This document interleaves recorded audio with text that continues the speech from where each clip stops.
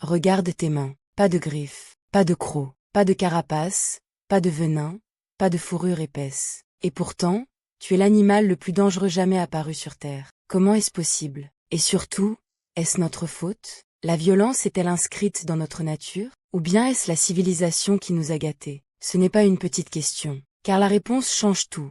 Comment tu élèves tes enfants? Comment tu écris les lois? À quel point tu fais confiance aux autres? Pour répondre, la science est allée creuser. Et ce qu'elle a trouvé est surprenant. Pendant des siècles, sur cette question, deux idées opposées se sont affrontées. D'un côté, le philosophe Thomas Hobbes. Il disait, sans règle, la vie est un affrontement continu de tous contre tous. Une vie, écrivait-il, solitaire, pauvre et brève. De l'autre côté, Jean-Jacques Rousseau lui disait le contraire. À l'origine, nous étions bons, le bon sauvage, en paix avec tout. C'est la civilisation qui nous a corrompus. Deux idées magnifiques. Mais pendant des siècles, elles sont restées de simples opinions. Puis, il y a un siècle, les archéologues ont commencé à trouver les preuves. Et ces preuves empêchent de dormir tranquille. Remontons 10 000 ans en arrière, au Kenya, au bord d'une lagune. En 2012, ici, un groupe de chercheurs fait une découverte. 27 personnes, toutes ensemble, restées là où elles sont tombées. Des hommes, des femmes, l'une attendait un enfant. Et des enfants. Sur les restes, les traces d'une attaque. Des coups, et de petites pointes de pierre. Et certains avaient les poignets rapprochés, comme s'ils avaient été liés. Nataruk est l'une des plus anciennes preuves d'un affrontement entre groupes de chasseurs. Et la question devient, est-ce un cas isolé, ou non? Malheureusement, non. Il y a d'autres lieux. Au Soudan, à Jebel Sahaba, un ancien cimetière au bord du Nil. Des dizaines de sépultures, beaucoup avec des traces de blessures.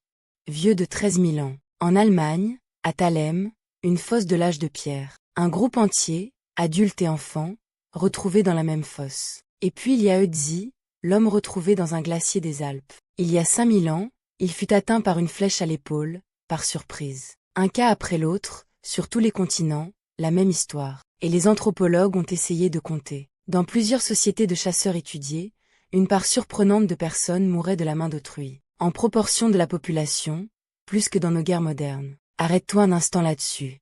C'est une donnée qui renverse l'idée du bon sauvage. La vie avant les villes n'était pas seulement paix et harmonie. Pendant longtemps, chez les chercheurs, dire que nos ancêtres étaient violents était presque un tabou. Cela semblait une façon de justifier les guerres d'aujourd'hui. Puis un anthropologue, Laurence Quillet, rassembla les preuves dans un livre au titre sans détour. Depuis, le débat est vif, et aujourd'hui encore il divise les experts. Car d'autres chercheurs répondent, attention à ne pas exagérer. Beaucoup de groupes de chasseurs, disent-ils, étaient vraiment pacifiques. Les cas violents seraient l'exception. La vérité, comme souvent, est au milieu. Et elle est plus intéressante que les deux camps. Mais peut-être, penses-tu, est-ce dû à quelque chose que nous avons appris ensuite? Et nos cousins, en 1974, en Tanzanie, la scientifique Jane Goodall observe une chose qui la bouleverse. Un groupe de chimpanzés se divise en deux. Et pendant 4 ans, l'un des deux traque l'autre, avec des patrouilles organisées, jusqu'à le faire disparaître. La violence organisée entre groupes est donc plus ancienne que nous. Mais attends. Il y a aussi un autre proche cousin, le bonobo. Les bonobos, face aux tensions, choisissent presque toujours la paix et le contact. Et nous? Génétiquement, nous sommes exactement au milieu des deux. Revenons aux êtres humains. Dans les années 60, l'anthropologue Napoléon Chagnon part en Amazonie. Il étudie les Yanomami, un peuple qui vivait encore loin de l'État moderne. Et il découvre une donnée gênante. Les hommes qui, par le passé, avaient ôté la vie à un rival, avaient en moyenne plus d'épouses et plus d'enfants que les autres. Dit crûment, dans ce monde-là, la violence était parfois avantageuse. Elle était récompensée par la nature. Mais attention, car ici l'histoire prend un tournant inattendu. Les mêmes personnes capables de se faire la guerre étaient capables de partager le dernier morceau de nourriture. Elles soignaient les blessés. Elles portaient ceux qui ne pouvaient pas marcher. Dans une grotte appelée Shanidar, un homme de Néandertal vécut longtemps bien que blessé et à moitié aveugle. Cela veut dire que quelqu'un, pendant des années, a pris soin de lui. Ils enterraient leurs morts avec soin, parfois avec des fleurs. La même espèce.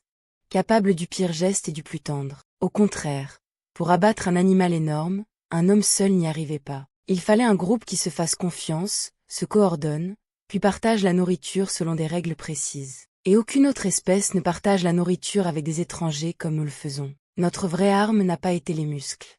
Ça a été la capacité de collaborer à plusieurs. Regarde un nouveau-né.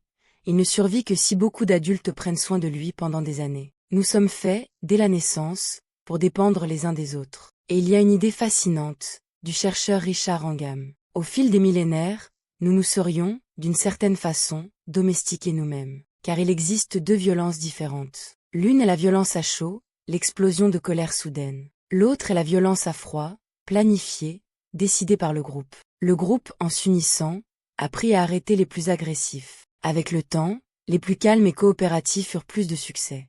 Nous nous sommes adoucis nous-mêmes. Et il y a même un indice dans notre propre corps. Au fil des millénaires, notre visage est devenu plus délicat, les arcades sourcilières moins saillantes. Les mêmes changements que l'on voit chez les animaux quand, avec le temps, ils deviennent dociles. Et nous arrivons à la donnée qui étonne le plus, rassemblée par le psychologue Steven Pinker. Malgré les guerres énormes des derniers siècles, regarde la courbe. Aujourd'hui, en proportion, tu as bien moins de risques d'être victime de violence que l'un de tes ancêtres. Comment ça?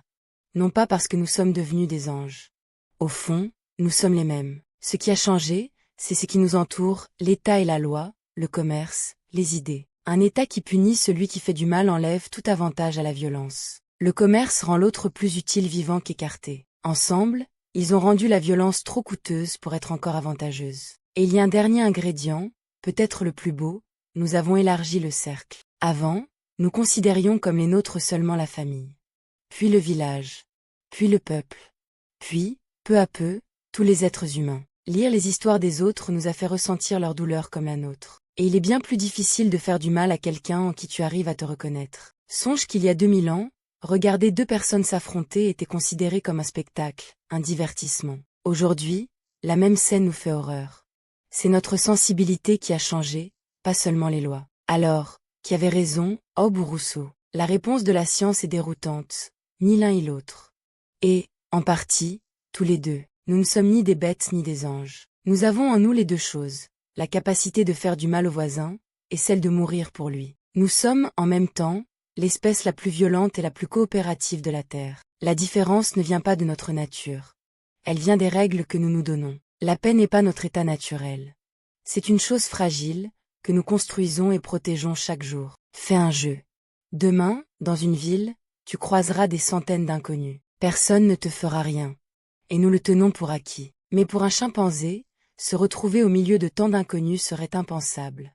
Cela finirait en affrontement. Ce calme entre inconnus est l'une des conquêtes les plus extraordinaires de notre espèce. Alors regarde de nouveau tes mains. Elles peuvent se serrer en un point, ou bien serrer une autre main, car nous ne sommes pas prisonniers de notre passé. Chaque génération peut choisir d'être un peu plus douce que la précédente. Ce que nous choisissons de faire, chaque jour, c'est toute l'histoire de l'humanité. Si cette histoire t'a fait réfléchir, abonne-toi, d'autres questions comme celle-ci arrivent bientôt.